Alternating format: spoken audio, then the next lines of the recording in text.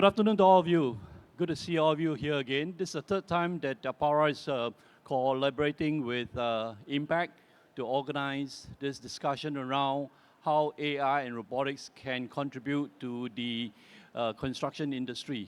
Now, what is really interesting is that today, with many of the discussions that's taking place, sustainability is indeed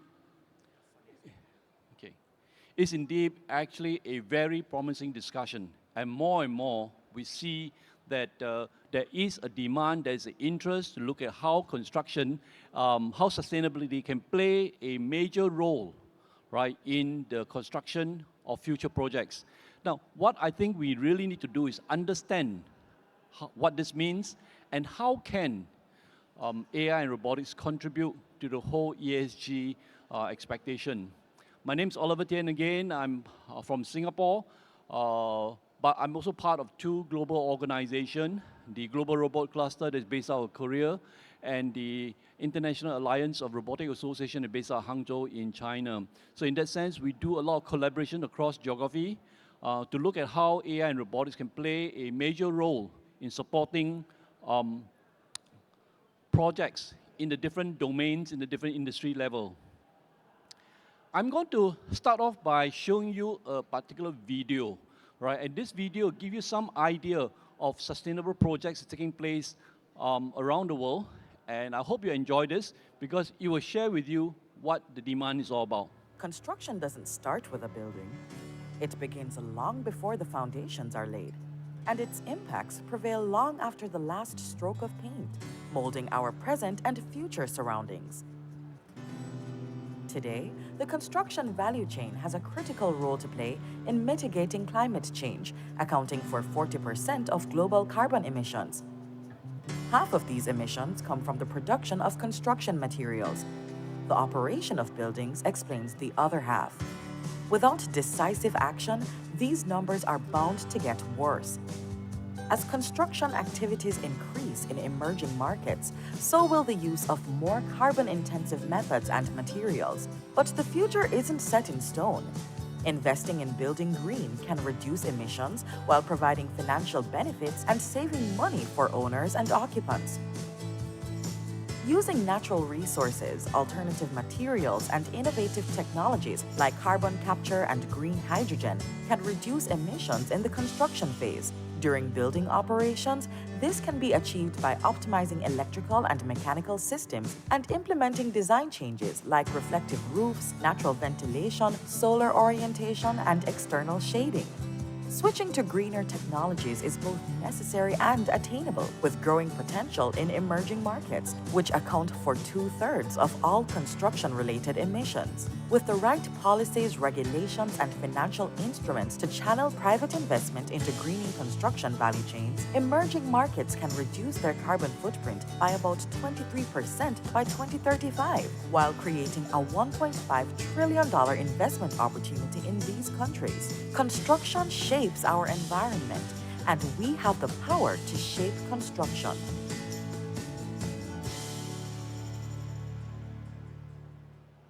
So what we are hearing is building green, right? Green has become such an important topic today, and construction, like what the video just showed you, contributes to a large percentage.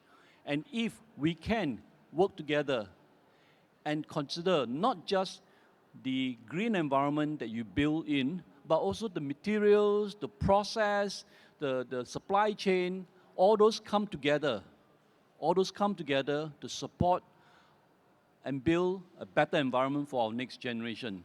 Now, to do that, let's try to understand what sustainable construction really means. Or, if I play with the language, construction sustainability. Now, this is two definitions that I pull out from the internet to look at what really sustainable construction means. Well, first of all, sustainable construction is the responsibility of the builder. Contractors who build buildings have got certain degree of responsibility in terms of how you manage the process of building, the entire cycle from architecture design all the way down to the maintenance of the building. We play a very important role to ensure that we do not contribute too much carbon emission in the process of constructing our buildings. On the other hand, when we talk about construction sustainability, this requires a bit more higher level policy making. This requires perhaps a region coming together collectively to contribute to reduce carbon credits. So how can we do that together? Today's discussion, in the first part of the presentation, I want to focus on sustainable construction. In others, what can we do to help builders, to help contractors understand the whole nature of sustainable construction, and what are the things that you need to look at, what are the factors, the motivation that requires you to have more attention. So let's dive into that. But for the other part of the discussion in terms of construction sustainability, that involves a very separate discussion where regional policy making will have to come into play. So what is sustainable construction? So let's go through the process, right? It really looks at green as a key concept that we want to focus on. What is green? In terms of the process, in terms of the design, in terms of the way we work, in terms of materials we choose, and eventually the maintenance of the item. What is key really will be how can we enforce eco-friendly building environments. Now this is very important because this contributes a huge part to what we can do for an ESG environment that's highly sustainable. And of course, allowing healthier living space, right? Creating a living environment that the inhabitants, the residents feel good about, and this is where the green comes in, the plantation that comes in, and how it can contribute to the whole process. Then again, building has to be durable and eventually cost effective. Now sometimes when we try to go green, right, it may cost more than before. So it's a controversial discussion, but a very important imperative for us to really consider how we can build a sustainable construction. Now to do so, let's try to look at some of the key steps we can achieve this. The suggestion that's been put on the table by many of the other policy makers around the world is a 7-step process, a 7-phase process that we can go through, from understanding how we can put together a sustainable design. So from the architectural phase, where we try to put together a building, where we try to design a building, you must keep in mind all the different factors that contribute to sustainability. Right down to the materials that we use, right? There are a lot of new materials that are sustainable considered, meaning that it does release less carbon elements into the environment. How can we work on the process to reduce waste, to prioritize energy efficiency as an important factor of the building process, and then moving down to ensuring that the structures are durable. And what's important, as recommended by the experts, is really how do we conserve, right? How do we conserve and protect water and preserve water? But water is one of our very important natural resources that we use. And finally, air quality, right? Believe it or not, right, buildings in itself, if you do not use appropriate materials, it does contribute to the contamination of the air quality. So these are the 7 phases that experts have recommended for builders, for contractors who are looking at building sustainability into the environment.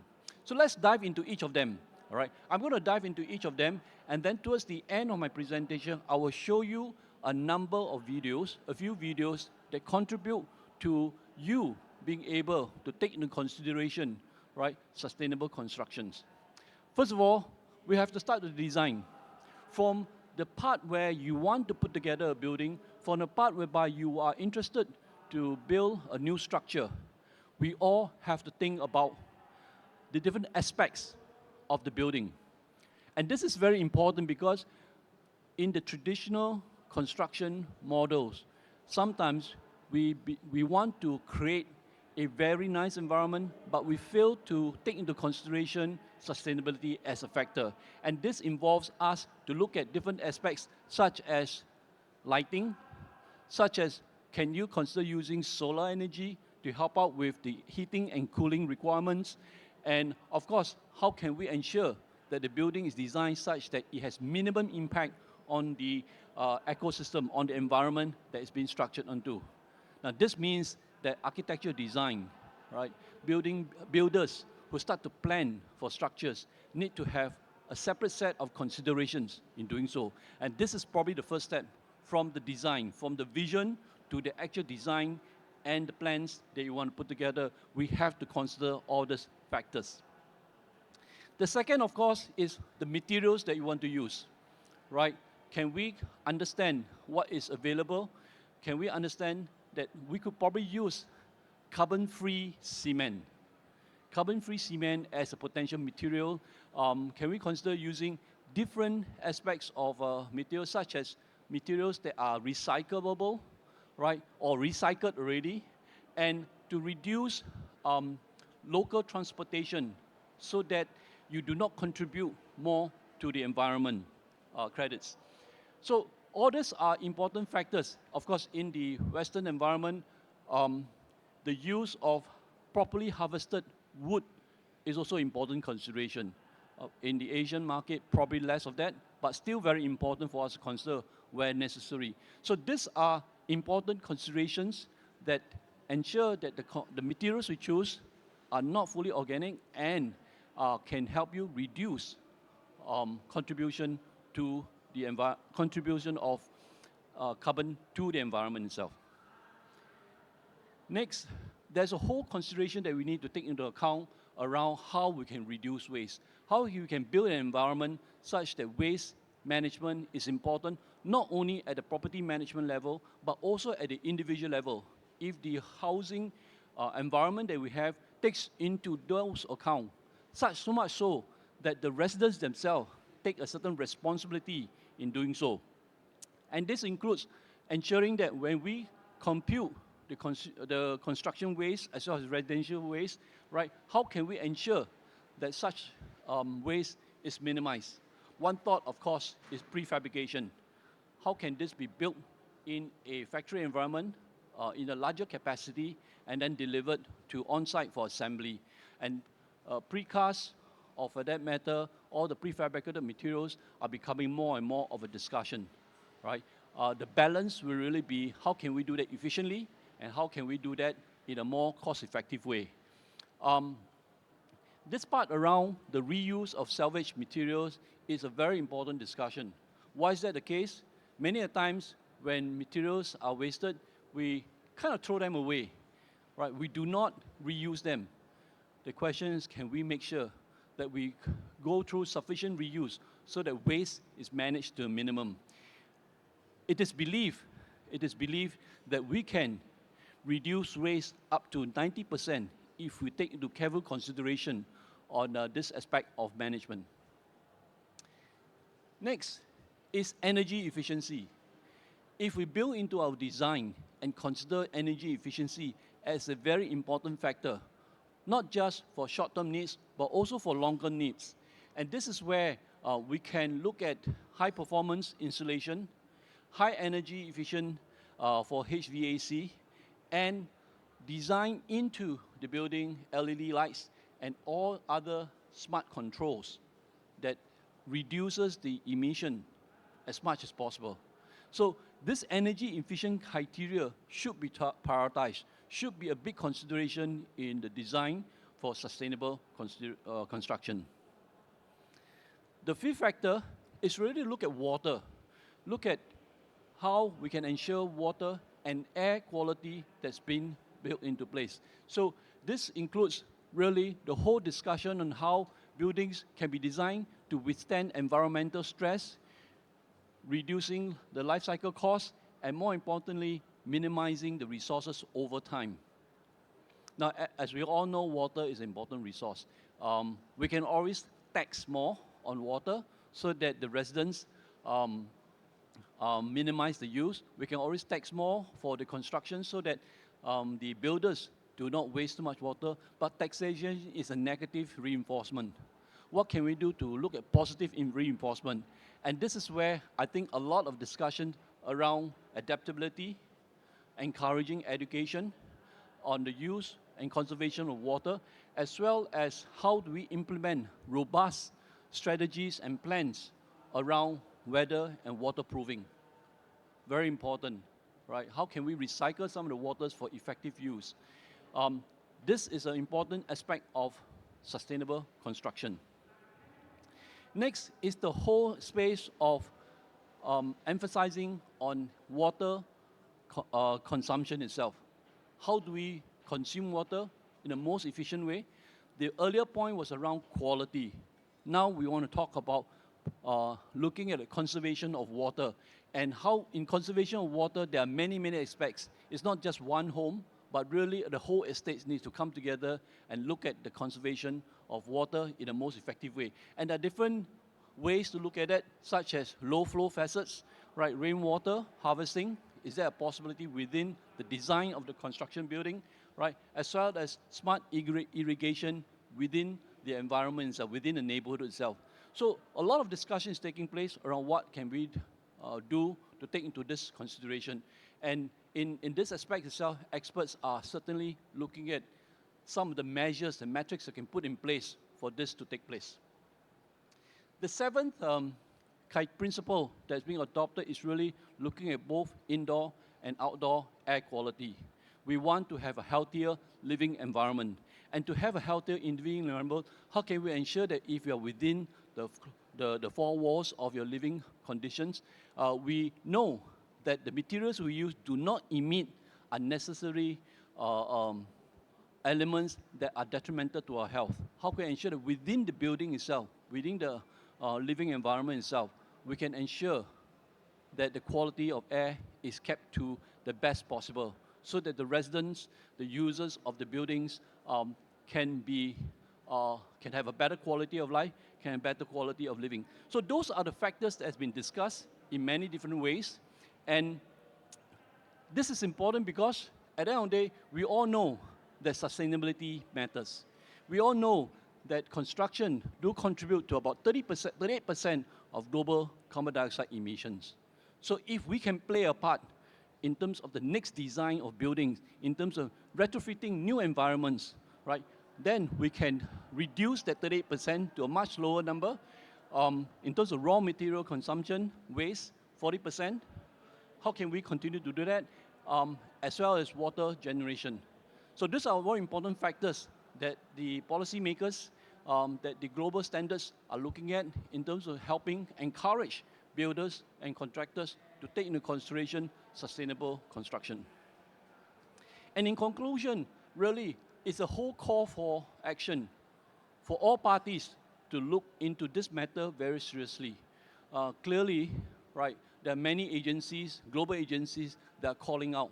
And each of us in our respective countries can play a part in ensuring these factors, saving the planet, our planet, saving the environment for our future generation, to ensure that we do not continue, right, to make the earth more unhealthy. So with that presentation, I'm going to now go into how best we can actually build smarter and not work harder, right? Sustainability today is a legacy that we can build for tomorrow. I will follow through next with a number of videos that you can see, and some of the ideas, notions, and proposals that have been circulating around the world on how sustainable construction can be considered. So I'm going to play the first video now, right? Green building environments. So can we have the video, please?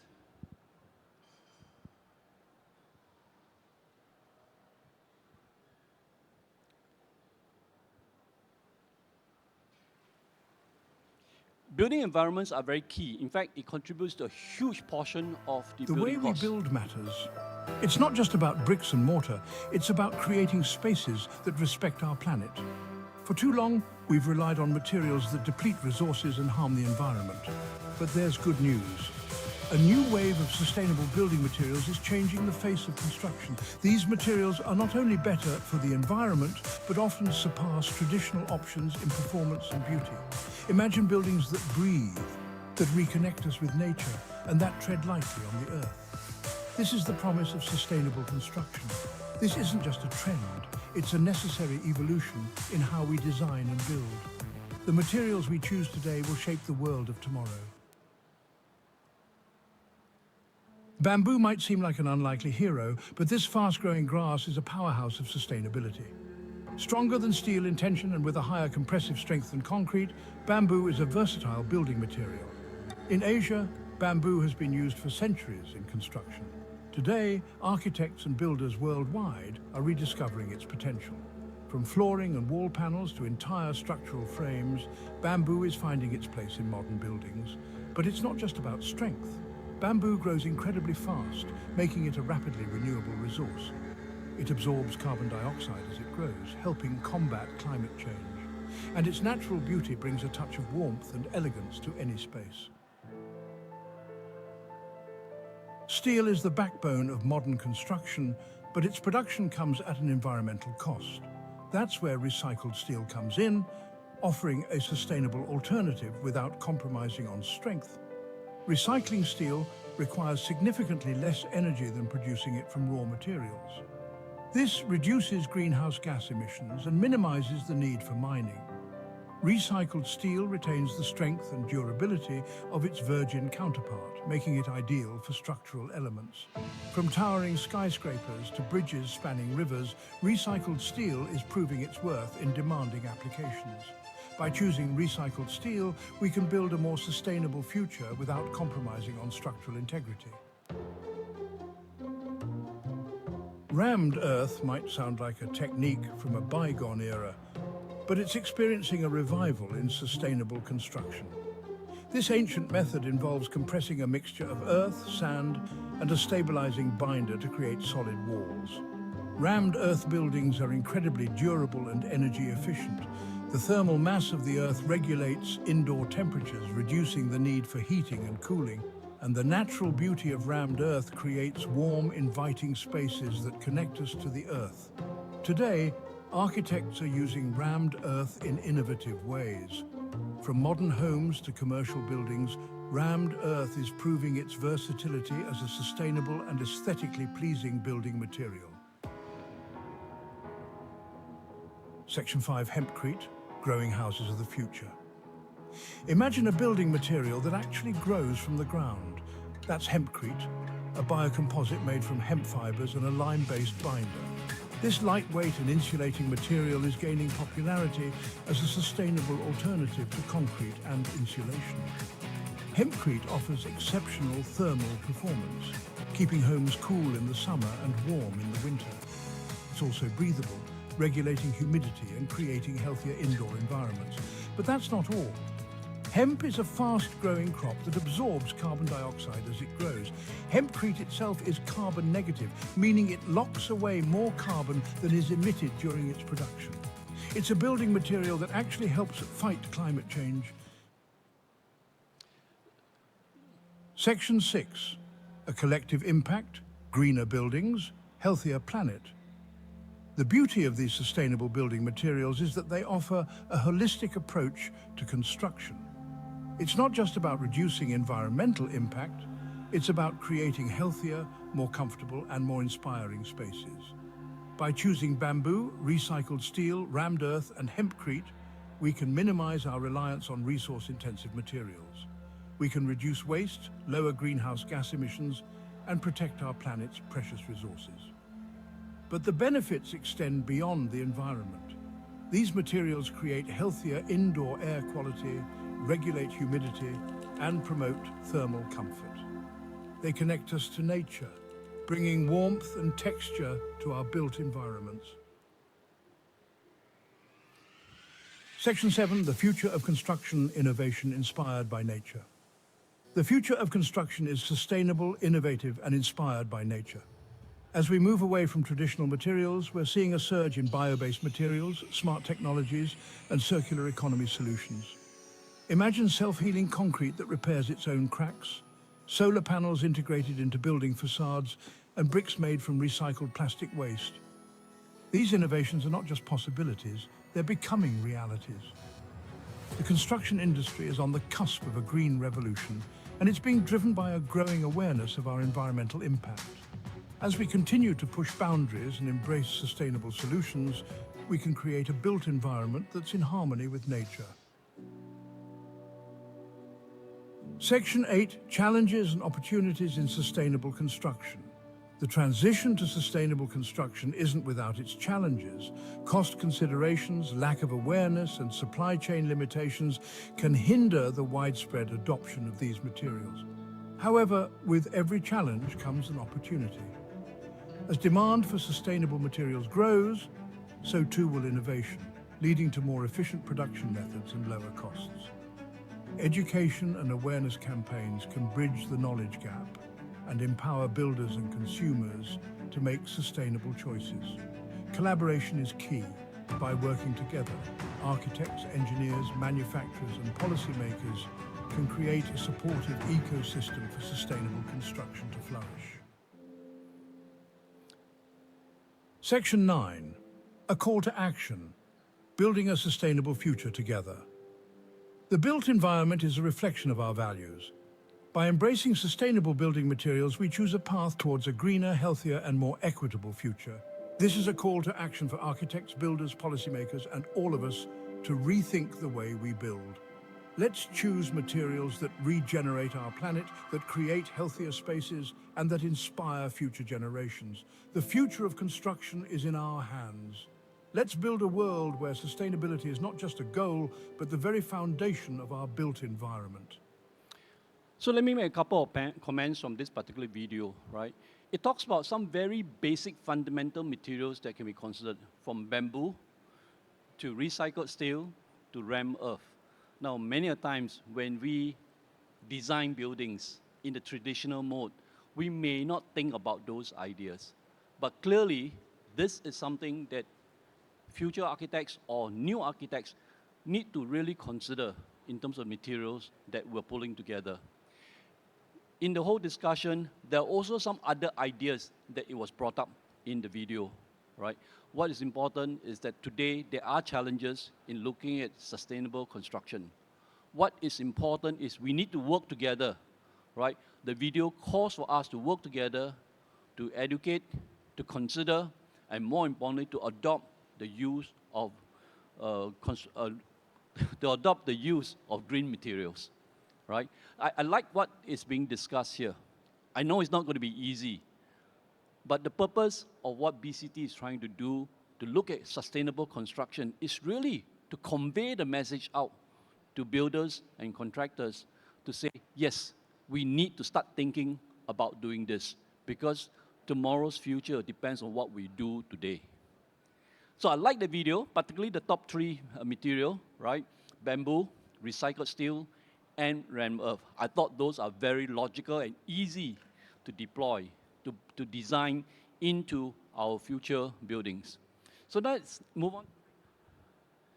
So now I'm going to show you a second video, right, that gives you more depth in terms of how this is being considered before and after. Right? Can run the video, please?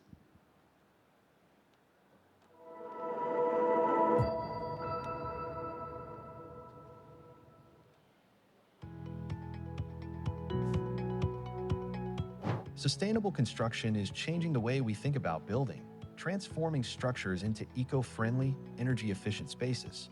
In this video, we're exploring the top sustainable practices shaping the future of construction, from innovative materials to green building techniques. Sustainable construction focuses on reducing the environmental impact of building by incorporating eco-friendly materials, energy-saving technologies, and designs that minimize waste.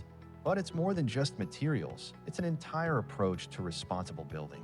This method not only helps the environment, but also lowers costs over the long term and creates healthier living spaces. One of the first steps towards sustainable construction is choosing eco-friendly materials. For instance, bamboo and reclaimed wood are renewable, cost-effective options, while cross-laminated timber provides the strength of steel with a smaller carbon footprint. Recycled steel and concrete made from industrial waste reduce environmental impact and make for durable, lasting structures. Sustainable materials are essential for reducing the carbon footprint of construction projects. Energy-efficient design is another cornerstone of sustainable construction.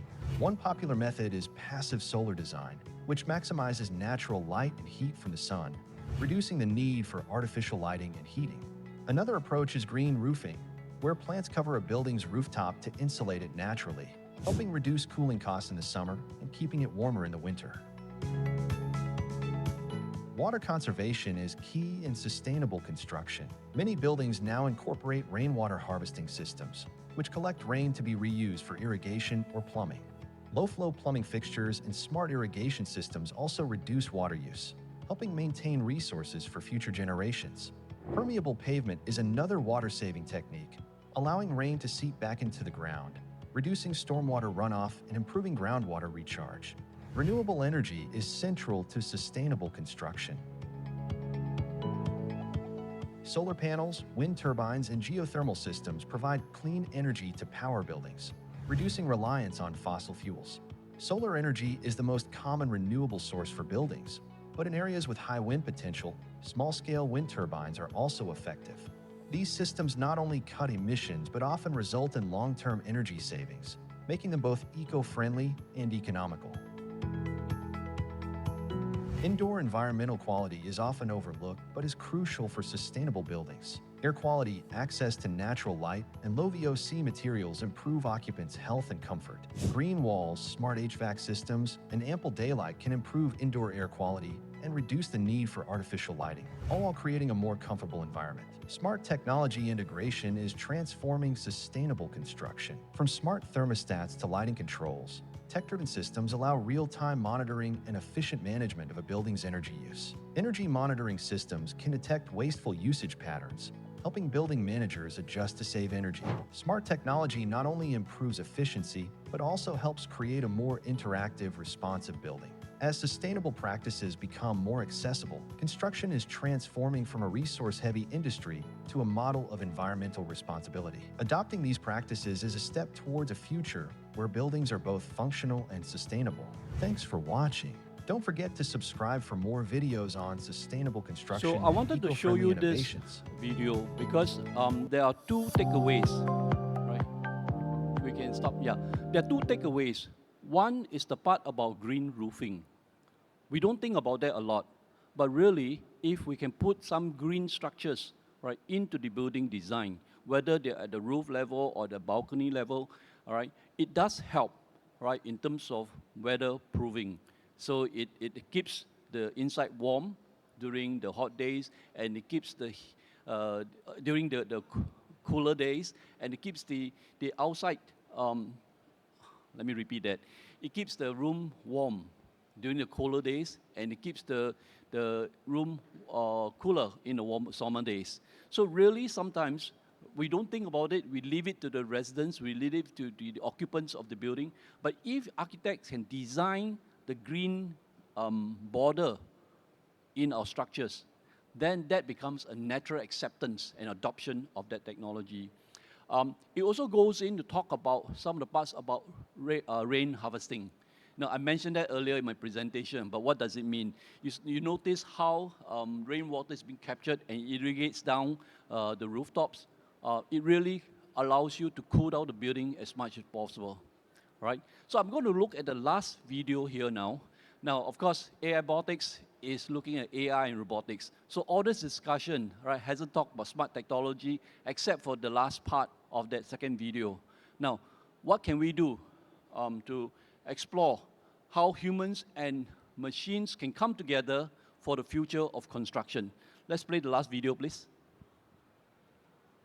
Look closely. These cracks tell a story of money lost, time wasted, and dreams delayed. But what if it didn't have to be this way? What if AI had been there from the start, scanning the soil, exposing the weak spots, predicting the disaster before it struck? Would my foundation still be broken, or would I be standing on solid ground today? Today, we face the burning question, could AI have saved my foundation? In this video, I'll show you how AI could have saved my foundation, even before the first brick was laid. Let's start with my story. My construction project was moving fast. The foundation looked solid, the contractors were confident, and I trusted the process. But weeks later, thin cracks began spidering across the concrete. At first, I thought it was nothing. Then they grew wider, deeper, and more dangerous. My dream was crumbling beneath me. So, how exactly could AI have saved me? Imagine if AI was used from the start. AI could have scanned the soil beneath my land, exposing the weaknesses I never saw. It could have warned me about hidden water pockets, shifting earth, and unstable layers that no human eye could detect. Before the first bag of cement was mixed, AI could have run simulations, predicting how my foundation would hold up under pressure, rain, and time. And before the first brick was ever laid, AI could have told me the truth: this foundation was destined to crack. And with that warning, I could have saved my money, my time, and my dream. AI doesn't just look at soil. It can run millions of simulations, predicting how a foundation will react to rain, weight, or shifting ground. A human engineer might miss a detail, but AI crunches endless data in seconds. Imagine cameras and sensors scanning every stage of your build, checking for flaws invisible to the human eye. AI could have noticed micro cracks forming in my foundation before they became structural disasters. Now here is the dramatic part. Does it mean AI will replace construction workers? Picture this: a robot bricklayer working twice as fast as a human, never getting tired, never making mistakes. That's not science fiction, it's happening right now. But here's the truth: AI isn't here to replace humans, it's here to work alongside them. While AI handles the data, the predictions, and the repetitive tasks, human builders bring creativity, adaptability, and problem solving. Here's the truth that nobody tells you: AI is powerful, it's fast, precise, and tireless. It can lay bricks at lightning speed, scan foundations with perfect accuracy, and predict problems before they even exist. But AI is not human. It has no heart, no intuition, no lived experience. Humans bring what AI cannot: creativity, adaptability, and wisdom built from years of facing real challenges on the ground. A robot can see cracks in concrete, but only a human can see the dreams behind those walls, the family that will live inside, the memories that will be made there. That's why the future isn't AI replacing humans. The future is AI working with humans. Imagine workers with robotic partners who handle the heavy lifting while people focus on design, safety, and vision. Imagine builders freed from repetitive mistakes so they can create faster, smarter, and stronger.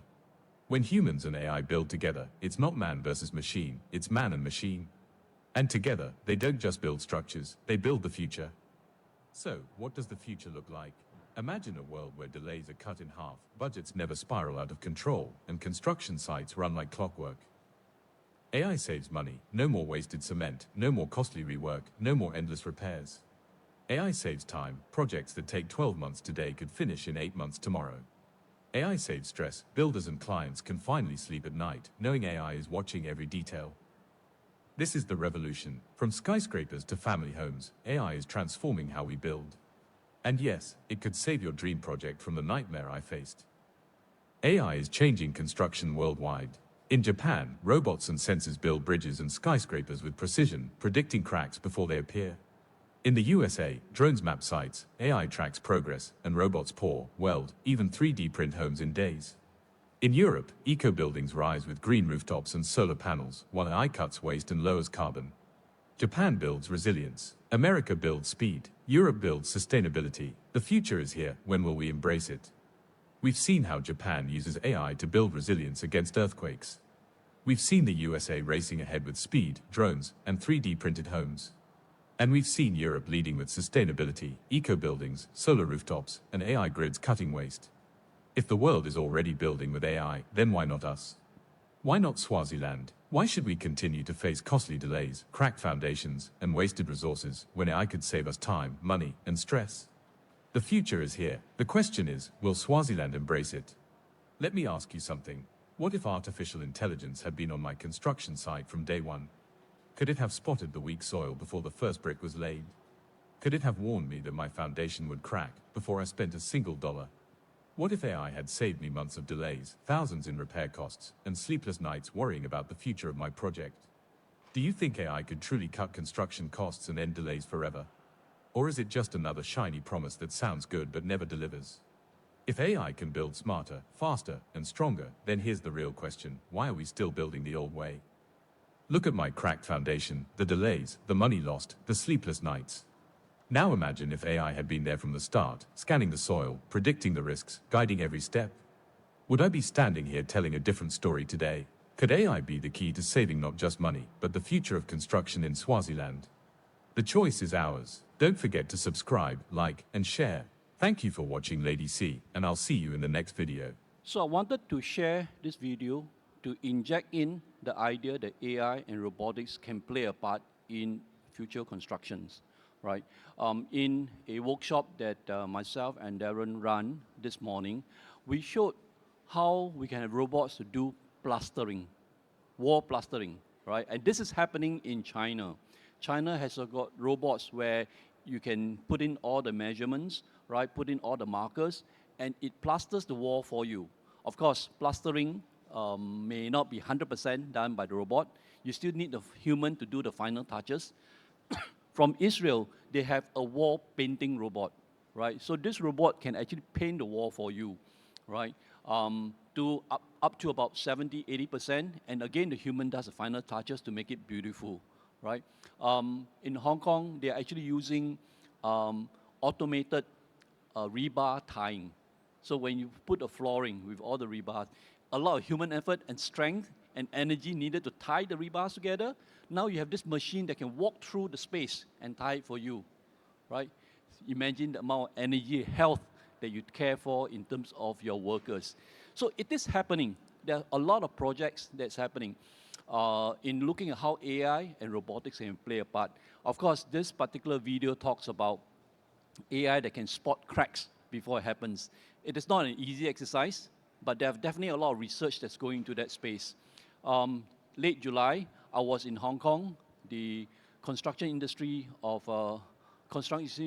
council was organizing a robotic competition, and we reviewed through over 80 entries to see how that can be done. And the entries come from all different spaces, including floor grouting. You know, when you put your tiles together, one of the biggest challenges is how do you know they are uneven? How do you know there are cracks? So now you have a robot that can go through the entire floor and mark for you where are the problems. This is a creation of a Singapore company. We have deployed that quite a bit in Singapore, now moving into Hong Kong and China.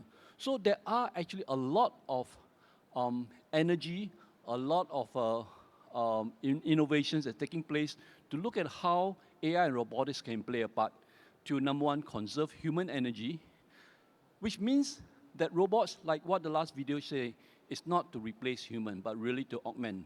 I personally believe in a simple formula called 0 to 1 and 1 plus. Imagine that if 1 is your ideal performance, how can technology like AI and robotics help you get to a 1 level? Maybe you're 0.5 today, 0.7, 0.8, but if AI and robotics can help you get to a 1 level to be more efficient, you should be very happy. If your goal is sustainable construction, how can AI and robotics help you achieve that? Do you stop at 1? Maybe not. Maybe you can go to 1.2, 1.5, 2, 3. Extend the potential of what you can do, what you hope to achieve with AI and robotics.